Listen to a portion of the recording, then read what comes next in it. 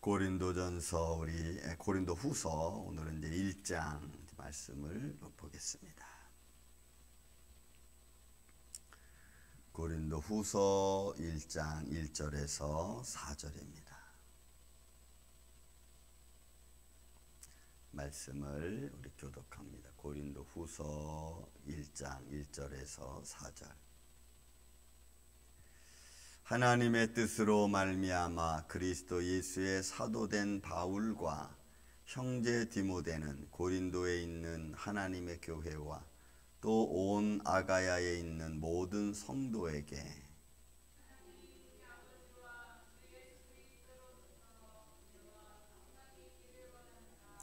찬송하리로다. 그는 우리 주 예수 그리스도의 하나님이시요 자비의 아버지시요 모든 위로의 하나님이시며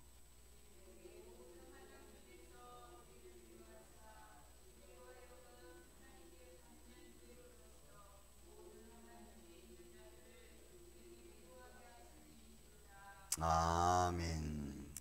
자, 고린도전서 우리가 마쳤죠. 고린도전서에서는 바울과 소스테네라고 하는 고린도 교회에 수고하고 있는 소스테네, 그리고 동역자, 바울의 동역자였던 그 바울과 소스테네가 고린도 교회를 향해서 들려주고 또 권면해주고 또 같이 사역한 동역자라면, 이제 고린도 후서에 들어와서는 바울과 디모데에 관한, 그러니까 고린도 후서에서 지금 바울이 누구를 초청했죠?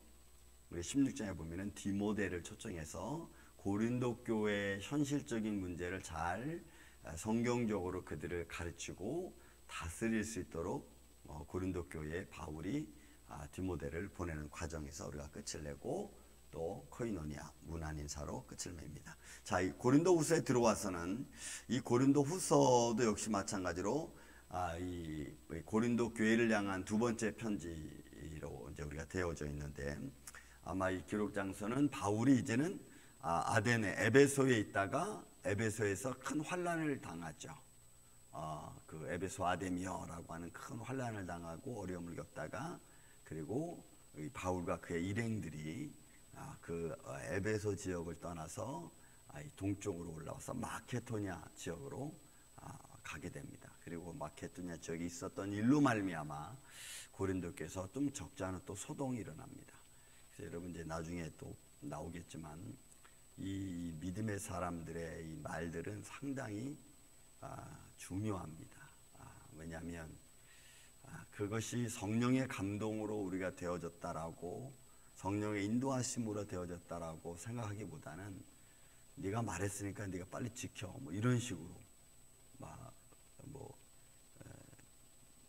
이런 어떤 그 신뢰적인 문제로, 그리고 네가 한 행동이니까 네가 책임져, 이런 흑백 논리로 따져버리면은 성령의 감동이라고 하는 말을 사용하기가 참 힘이 됩니다.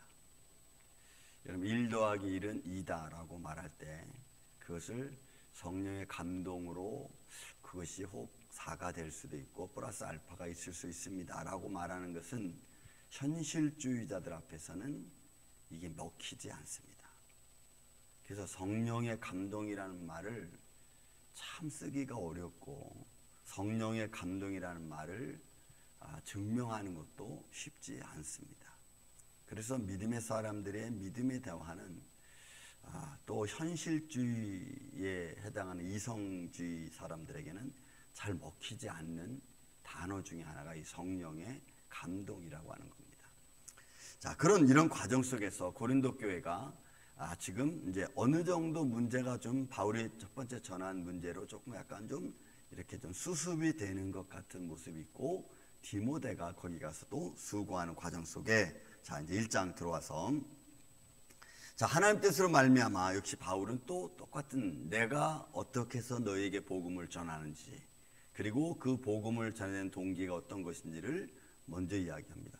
바울이 이런 말씀을 전할 때마다 늘 우리는 한번 바울의 입장을 한번 생각해 볼 필요성이 있습니다. 바울은 여러분 아무리 훌륭한 사람이라도 모든 사람한테 그 훌륭하다는 말을 듣는 것은 여러분 쉽지 않습니다. 왜냐면 어떤 사람은 그 사람을 훌륭한 사람으로 보는 사람이 있는가 하면은 어떤 사람은 그 사람을 형편없는 사람으로 볼 수도 있습니다. 여러분, 저도 마찬가지입니다. 여러분들, 저를 아는 여러분들, 목사님 내가 좋아할 수도 있지만, 그러나 어떤 한편에서는 그 사람 마음에 안 들어 뭐 이래가지고 얘기할 수 있어요. 그래서 저도 한때는 여러분 사기꾼으로도 몰리기도 하고, 그럼 또 속이는 자로 몰리기도 했습니다. 나중에 저도 안 일이지만, 그러니까 나도 내가 늘 잘하는 것 같지만 반대로 어떤 사람에게 있어서는 내가 잘못하는 것처럼 보일 수 있는 거예요. 그런 것처럼 바울도 여러분 그랬습니다. 그러니까 고린도 교회 성도들에게는 여러분 바울이 아주 굉장히 냉정하고 그 다음에 올바르고 정의롭고 굉장히 복음적인 사람처럼 이야기를 했지만, 그러나 그런 말들이 조금이라도 삐딱하면은 야, 너 이렇게 말해놓고 너 왜 이래? 이렇게 돼버리는 현장이 된다는 거예요. 그래서 바울이 복음을 전할 때 항상 이 이야기를 들려주는 것을 우리가 볼 수가 있어요. 하나님의 뜻으로 말미암아 그리스도 예수의 사도된 바울이라고 말했죠. 그러니까 여러분들이 모든 사람한테 다 인정받으려고 하면은 그러면 여러분 정말 스트레스 심합니다. 여러분, 그러면 안 돼요. 모든 사람한테 다 인정받을 수 없습니다. 절대로. 그러니까 그런 걸 미리 아시고, 때로는 좀 야단도 맞고 좀 이렇게 좀 안 좋은 소리도 좀 듣고 이렇게 이게 가야 돼요. 그래야지 이게 어떻게 보면 또 이렇게 또 양 레벨이 맞을 수도 있어요. 그러니까 사람의 모습이죠. 바울도 끊임없이 이 사도, 자기가 하나님의 부름받은 사도라는 이 말, 이거 전하는데 보통 힘든 게 아니에요. 매번 그래야 되니까. 그리고 또 매번 그런 중에 소위 에베소 가는 데서는, 에베소 그 지역 가서는 도망 다녔잖아. 그 하나님의 사람이 도망 다녔다고 여러분. 그러니 여러분, 이런 상황들은 우리에게 있어서 수시로 다가오는 일들 중에 하나다. 그런 바울, 하나님 뜻으로 된 나 바울, 그리고 형제 디모데는 고린도에 있는 하나님의 교회죠. 하나님의 교회죠. 그러니까 믿음의 사람들이 만나서 믿음의 교제를 하는 것은 참 은혜롭습니다. 그러나 믿음의 사람들과 세상 사람들과 만나서 세상 대화를 하면 믿음의 사람들은 대화할 게 별로 없어요. 근데 세상 이야기는, 세상적인 방법은 사람들에게 뭔가 재미를 주는 것 같아.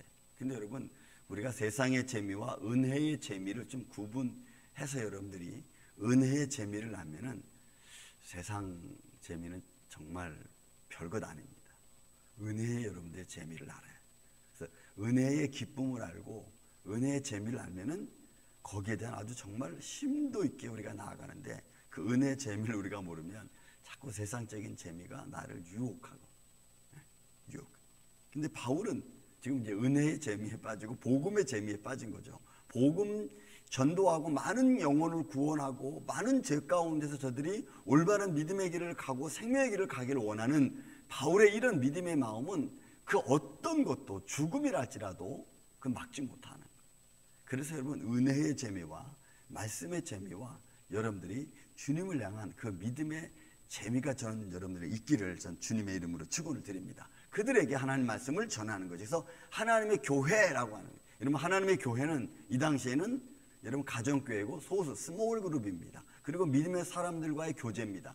여러분, 믿음의 사람들과 교제는 이런 대형 교회에서 어떤 설교 이런 게 아니고 정말 친밀하게 나누는 교제예요. 그래서 그걸 하나님의 교회로 표현했어요. 그리고 온 아가야는 그리스 지역입니다. 거기에 열매 맺는 하나님의 백성들. 그러니까 여러분들, 저는 여러분들이 믿음의 사람들하고 많이 교제하고 믿음의 대화를 좀 많이 하시기를 전 주의 이름으로 축원을 드립니다. 그 중에 여러분들 스스로도 하나님께 기도하고 말씀 읽는 것은 더욱더 중요한 일이 아닐 수 없습니다. 자, 이런 모든 성도에게 하나님 우리 아버지와 주 예수 그리스도로부터 은혜와 평강이 있기를 원하노라 하니까 바울은 늘 이런 그 샬롬이라고 하는 말씀을 전하는 거예요. 여러분들 마음속에 샬롬, 하나님의 은혜와 평강이 늘 충만하기를 바란다. 왜? 그래야 우리가 세상의 힘든 일들을 이겨나갈 수 있기 때문에 그래요. 여러분들의 마음이 불편하고 힘들면 또 다른 문제를 만나면 그걸 해결할 수 있는 능력이 없어요. 그래서 저는 여러분들 마음속에 늘 평강과 은혜가 충만해서 문제가 다가오면 그런 것들을 기쁘게 해결할 수 있는 마음이 우리가 준비가 돼야 돼. 이런 분들이 여러분 리더자예요. 리더자는 어쩔 수 없어요. 여러분 수많은 이런 말을 들어도 그 길을 그냥 묵묵히 걸어가는 것 외에는 여러분 아무것도 없어. 그래서 바울은 이 은혜와 평강이 너희 안에 늘 충만하기를 원한다고 늘 말씀으로 권면하고 있습니다. 자, 그 다음에 3절 4절 보면 찬송하려다오 그는 우리 주 예수 그리스도 하나님, 그리스도의 하나님, 또 자비의 아버지, 모든 위로의 하나님. 그래서 지금 바울은 고린도 교인들에게 두 번째 편지를 보내면서 너희 복음 안에 들어있는 그리스도의 하나님, 성부 하나님, 또 우리 아버지, 더 나아가서 모든 위로의 하나님이라고 그 하나님을, 예수님을 지금 사실은 선포하고 있는 거죠. 왜냐하면 이 말 한마디 한마디가 지금 고린도 교인들에게서는 굉장히 크게 와닿습니다. 그리스도의 아버지 성부 하나님의 거룩한 역사, 인도하심, 또 그들과 함께 하심, 또 우리의 영이 아버지 되시고 또 아버지처럼 우리를 권면도 하시고 때로는 징계도 하시고 그러면서도 끝없는 사랑으로 우리를 품어주시고 또 그는 위로의 하나님, 우리의 모든 아픔을 아시는 분이시기 때문에 못 위로할 것이 없는 그런 분이라는 거예요. 여러분 이런 하나님의 은혜가 여러분들과 함께 있고 여러분들도 이런 은혜로 여러분 많은 이웃에 있는 사람들을 같이 위로해 줄 수 있는 여러분들의 심령이 되시기를 주님의 이름으로 축원을 드립니다. 그래서 여러분 우리는 리더자들은 늘 담는 것보다는 빼주는 게 많죠. 여러분 섬기는 사람은 나를 이렇게 다른 사람한테 보여줘야 되기 때문에 내 안에 있는 것들을 이렇게 주는 겁니다. 사랑도 주고 또 위로도 주고 또 때로는 아픈 걸 받아도 잘 믿음으로 은혜로 버무려서 또 주고 이런 거. 그러면 여러분 우리가 때로는 좀 지칠 때가 있어요.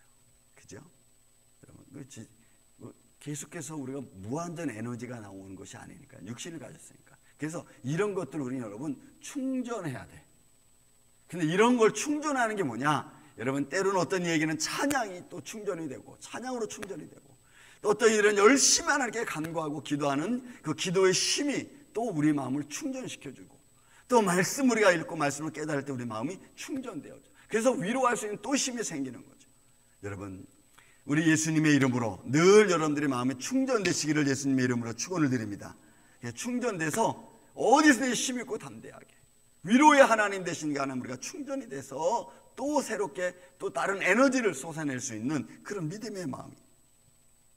그래서 말씀합니다. 여러분 이 4절에 있는 말씀. 우리의 모든 환난 중에서 우리를 위로하사 우리로 하여금 또 하나님께 받은 위로로서 모든 환난 중에 있는 자들을 능히 위로하게 하시느니로다. 그러니까 내가 받은 위로, 내가 받은 하나님의 은혜를 가지고 또 남을 위로하는 데 있어서도 부족함이 없도록 하는 거예요. 그래서 여러분 오늘 이 아침에도 오늘 한날 우리가 있을 어떤 일이 우리 앞에 있을지 모르지만 오늘 이 아침의 기도가 이 아침의 찬양이 이 아침에 우리의 말씀이 오늘 하루에 일어날 모든 일과 중에서 그 모든 것들을 새로운 에너지로 충전시키고 또 헤쳐나가고 그것을 감당해낼 수 있는 이런 충전의 시간, 믿음의 충전의 시간이 되기를 전 주님의 이름으로 축원을 드립니다.